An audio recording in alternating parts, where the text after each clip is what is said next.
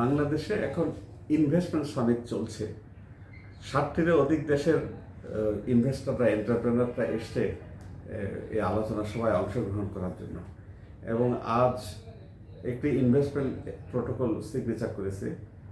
ইপিজেডে একটা জায়গা লিজ নিয়েছে বৈদেশিক একজন ইনভেস্টর। বাংলাদেশের ইনভেস্টমেন্ট নিয়ে আমরা যতই আলোচনা করি, যতই আগ্রহ করি বিদেশিদেরকে ফরেন ডাইরেক্ট ইনভেস্টমেন্ট করার জন্য, কিন্তু আমরা শুধু একটি কথা বলে তাদেরকে আকৃষ্ট করার চেষ্টা করি যে আমাদের দেশে লেবার সস্তা, শ্রম সস্তা। কিন্তু আশ্চর্যজনকভাবে আমাদের দেশের ইউটিলিটি থেকে শুরু করে অন্যান্য সার্ভিস সবগুলোই কিন্তু তুলনামূলকভাবে দাম বেশি।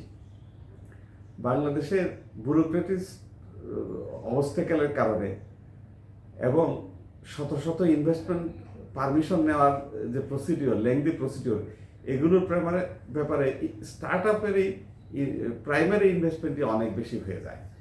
এবং যখন কমার্শিয়াল প্রোডাকশনে যায় এই ইন্ডাস্ট্রিগুলো, তখন আমদানি করার ব্যাপারে, র মেটেরিয়ালস আমদানি করার ব্যাপারে, রপ্তানি করার ব্যাপারে বা উৎপাদনের জন্য যে বিভিন্ন পারমিশন নিতে হয়, লাইসেন্স নিতে হয়, প্রায়র অ্যাপ্রুভাল নিতে হয়, এইসব কারণে অনেক বেশি খরচ হয়।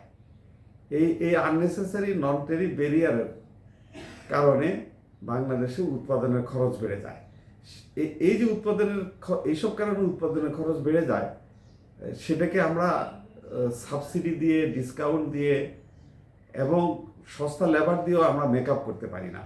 শুধুমাত্র একটি প্রোডাক্টকে আমরা সাকসেসফুলি সারা পৃথিবীতে ইন্ট্রোডিউস করেছি, সেটা হচ্ছে রেডিমেড গার্মেন্টস। বাংলাদেশের রেডিমেড গার্মেন্টসে বাংলাদেশ সরকারের সবচেয়ে বেশি ডিসকাউন্ট, সাবসিডি, নগদ প্রণোদনা দিয়ে এটাকে কৃত্রিমভাবে ভায়াবল করে রাখা হয়েছে।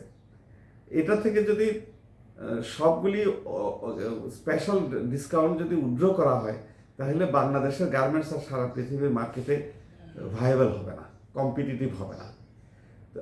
সম্পূর্ণ আর্টিফিশিয়ালি একটি জিনিসকে ভায়াবল করে আমরা অনেক দূর পর্যন্ত যেতে পারবো না। আমাদের ডাইভার্সিফাইড এক্সপোর্ট প্রোডাক্টের ব্যাপারে অনেক আলোচনা হয়, কিন্তু আমরা গার্মেন্টসের বাইরে এখনো যেতে পারি না। কেন যেতে পারি না, এই ব্যাপারটা নিয়ে আমরা থরলি আলোচনা করি না। আসলে আমাদের কস্ট অফ ডুইং বিজনেস অনেক বেশি এবং আমাদের নানা রকম রুলস রেগুলেশনের যে রেস্ট্রিকশন আছে, এই রেস্ট্রিকশনগুলোর কারণে আমরা এক্সপ্যান্ড করতে পারি না, ডাইভার্সিফাই করতে পারি না। যেমন বাংলাদেশের রপ্তানিকারকদেরকে বন্ড লাইসেন্স দেওয়া হয়। বাংলাদেশ সরকারের এনবিআর বন্ড লাইসেন্স দিতে আগ্রহী শুধু গার্মেন্টস ইন্ডাস্ট্রিকে, তার অ্যাক্সেসরিজকে এবং অন্য দুই একটা ছোটোখাটো সেক্টর, লেদার অথবা শিপ বিল্ডিং ইন্ডাস্ট্রিকে দিয়েছে। তারা ডাইভার্সিফাইড সেক্টরের বন্ড লাইসেন্স দিতে পারে না, যেহেতু আমাদের দেশে আমদানি শুল্ক অনেক বেশি, কাঁচামাল ইম্পোর্ট করা অনেক বেশি ট্যাক্স। সুতরাং বন্ড লাইসেন্স ছাড়া কোনো সেক্টরেই সাস্টেইন করতে পারবে না। এট দি সেম টাইম এনবিআর এর সক্ষমতা নেই বাংলাদেশে আরও বেশি ডাইভার্সিফাইড সেক্টরে বন্ড লাইসেন্স দেওয়া। এই যে বটল নেকটা হয়ে আছে, এই ব্যাপারে পলিসি মেকারদের কোনো দৃষ্টি নাই। আমাদের বাংলাদেশে যদি ইম্পোর্টের ক্ষেত্রে সেক্টরে যদি আমরা জিরো ট্যারিফে যেতে পারতাম বেসিক র মেটেরিয়ালসগুলোর জন্য, তাহলে আমরা অবাক হয়ে দেখতাম যে অনেকগুলো প্রোডাক্টই গ্লোবাল মার্কেটে ভায়াবল হয়ে যাচ্ছে। সুতরাং আমাদেরকে যদি ডাইভার্সিফাই করতে হয়, আইদার আমাদেরকে বন্ড লাইসেন্স ইস্যু করতে হবে, অথবা এমন ট্যারিফটাকে বেসিক আইটেমে এমন একটা পর্যায়ে নিয়ে আসতে হবে যাতে বাংলাদেশে বন্ড লাইসেন্সের প্রয়োজনই হয় না, যে কেউ উৎপাদন করলে এক্সপোর্ট করতে পারবে। আরেকটি জিনিস আমরা খেয়াল করছি না, বাংলাদেশে অলরেডি অনেক বড় বড় ইন্ডাস্ট্রি হয়ে গেছে যারা স্থানীয় বাজারে বিক্রি করে অনেক সক্ষমতা অর্জন করেছে। বাংলাদেশ সরকারের এখন উচিত পলিসি সাপোর্ট এমনভাবে দেওয়া উচিত যাতে এই ধরনের বড় বড় ইন্ডাস্ট্রিগুলো এক্সপোর্ট মার্কেটে বা ওভারসিজ মার্কেটে ভায়াবল হয়, স্থানীয় বাজারে বিক্রি করার চেয়ে এক্সপোর্ট করাতে বেশি লাভবান হয়। এই পলিসির টেকনিকটা ইউজ করে অনেক ইন্ডাস্ট্রিকে আমরা ওভারসিজ মার্কেটে নিয়ে যেতে পারি। ঠিক তার উল্টোটাই বাংলাদেশে ঘটছে। আপনারা যাবেন, অ্যাপেক্স ট্যানারি নামের একটা ট্যানারি আছে যারা 100% জুতা এক্সপোর্ট করতো। বর্তমানে তারা ইন্ডাস্ট্রিকে কনভার্ট করে স্থানীয় বাজারে প্রায়োরিটি দিয়েছে।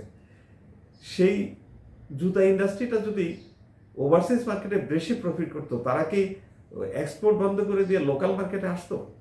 এই ব্যাপারগুলো আমাদের চিন্তা ভাবনা করা উচিত। আর ফরেন ডাইরেক্ট ইনভেস্টমেন্ট যে আমাদের দেশে আসবে, কয়েকদিন আগে ফ্রি ট্রেড জোন এলাকায় যেসব ইনভেস্টররা ইনভেস্ট করেছে, তারা আমাদের মাননীয় চিফ অ্যাডভাইজারের কাছে একটি চিঠি লিখেছে। তারা বলছে আমদানির ক্ষেত্রে যে নন ট্যারিফ ব্যারিয়ার আছে, অসংখ্য পারমিশন নিতে হয় আমদানির জন্য, র মেটেরিয়ালস আমদানির জন্য, রপ্তানির জন্য। এগুলোকে পৃথিবীর অন্য কোনো দেশে এগুলো করতে হয় না। আপনারা এগুলোকে রহিত করেন, আমাদেরকে সঠিকভাবে ব্যবসা করার সুযোগ করে দেন, তাহলে আপনাদের এখানে ফরেন ডাইরেক্ট ইনভেস্টমেন্টও বাড়বে, রপ্তানিও বেড়ে যাবে। এই নন ট্যারিফ ব্যারিয়ারগুলোকে আমাদের দেশে দৃশ্যমান হয় না, আমরা এগুলো নিয়ে আলোচনা করি না। আমাদের ওয়ান বাই ওয়ান এগুলোকে ধরে ধরে এগুলোকে অ্যাড্রেস করা দরকার। এবং এই যে লাইসেন্সগুলোর কথা বলা হচ্ছে, লাইসেন্সের সংখ্যা অবশ্যই কমিয়ে আনা উচিত। যে এসেনশিয়াল লাইসেন্সগুলো দিতেই হবে, নিতেই হবে, সেগুলোর ব্যাপারে ওয়ান স্টপ সার্ভিস চালু করার কথা বহু বছর ধরে বিডা বলছে, কিন্তু ওনারা বলেন, কিন্তু কখনোই ওনারা এটাকে চালু করতে পারেন নাই। বাংলাদেশের আইন কানুন এবং সরকারি অফিসের যে অবস্থা, ওয়ান স্টপ সার্ভিস আসলে আমাদের পক্ষে চালু করা সম্ভব নয়, আমাদের দেশের আইন কানুনগুলোকে যদি আমূল পরিবর্তন না করা হয়। এই আমূল পরিবর্তন করতে হলে আমাদেরকে রেডিক্যাল রিফর্ম করতে হবে। প্রত্যেক বছর আমেরিকান ট্রেড অফিস থেকে একটি প্রতিবেদন বের হয়। 2025 প্রতিবেদনে বলা আছে বাংলাদেশে ফরেন ডাইরেক্ট ইনভেস্টমেন্টের বড় অবস্টাকেল হচ্ছে ব্যুরোক্রেটিক অবস্টাকেল, করাপশন, দুর্বল আইপি ল অ্যাপ্লিকেশন, তারপর ই কমার্স, পাবলিক প্রকিউরমেন্ট। এগুলোকে যদি অ্যাড্রেস না করা যায়, তাহলে বিদেশি বিনিয়োগকারীরা এই দেশে আসবে না, তারা উৎসাহিত হবে না। আজকের এই ইনভেস্টমেন্ট সামিটে অনেক ভালো ভালো কথা আলোচনা হচ্ছে, কিন্তু ফরেন ডাইরেক্ট ইনভেস্টমেন্ট যারা করে তারা এবং বাংলাদেশের অর্থনীতিবিদরা বা বিজনেস এন্টারপ্রেনাররা সবই পজিটিভ বলেন, কিন্তু পজিটিভ কথা বলে, মিষ্টি মিষ্টি কথা বলে আমরা আমাদের সামিটটাকে, 4 দিনের সামিটটাকে শেষ করে সাফল্য হয়েছে বলে আমরা স্যাটিসফ্যাকশন নিয়ে যদি নিজের বাড়িতে ফেরত যাই, এর চেয়ে দুঃখের কোনো সবচেয়ে দুঃখজনক ব্যাপার হবে তাই।